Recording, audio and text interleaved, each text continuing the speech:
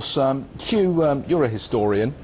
Is Madoff just an example of what happens, like the tulip frenzy, like John Law and the creation of money and how that all went out of whack? Is it just a function of excess liquidity and speculation that you throw up these scammers? I mean, Charles Ponzi was thrown up in a similar period, it seems. Similar period. The one, if we seem to draw parallels with 1929, and the Madoff of 1929 was the chief executive of Swedish Match, the Scandinavian moist tobacco business, and again he did a scam. He suckered the world, if you will, and therefore it seems to coincide with, it's not the stupidity is a strong word, yeah. It's not the stupidity of those involved, it's rather the greed of those involved, that they didn't ask enough questions about it.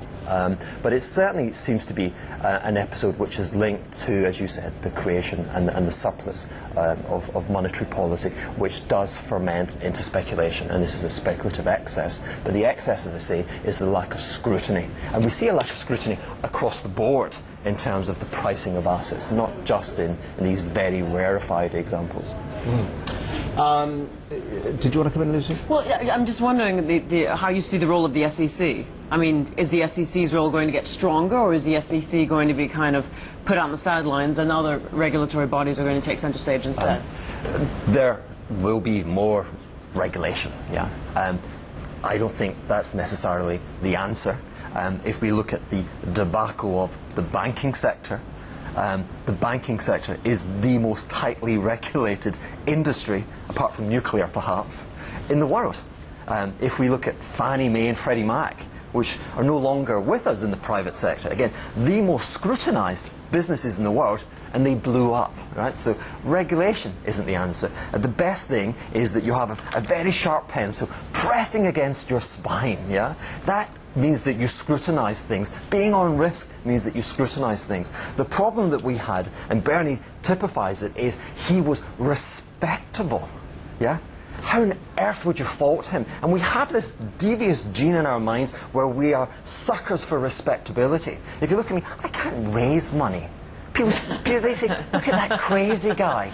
But that crazy guy is that sharp pencil on your spine that makes you money when everyone loses it, you know, that insures you when you just get a little bit naughty. That's what the crazy guy gives you. Hedge funds in the 1970s, they were crazy guys. And the regret was that you never gave them any money, because my goodness, they were fantastic with their wisdom, they were entertaining, but they just weren't respectable, and you regretted it for the rest of your life. And the lament today is that too many institutions have become respectable, and hedge funds very much lead that list. They're no longer cavalier or pirates, they're the Royal Navy, and that's the wrong turn that I believe we took maybe 2 or 3 years ago. So you've ditched the Savile Row suit and the tie. And you've gone for the collar open. I've given. And the unshaven. I'm doing yoga. Let's go back to the markets for a moment.